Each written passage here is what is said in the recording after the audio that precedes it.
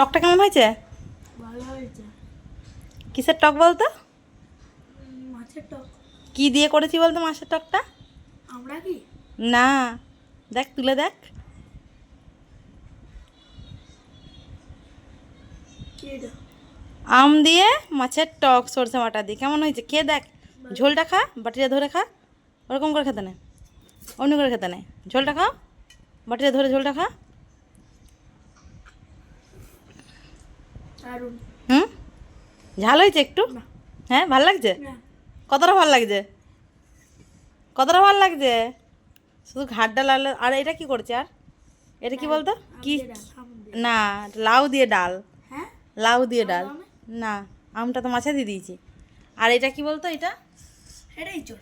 চল, ওটা মাটিটা তুই গ্রেভিটা বেশি খাস বলে গ্রেভিটা দিয়েছি। আর কি আর কি খাচ্ছিস সঙ্গে? কেমন রান্না হয়েছে?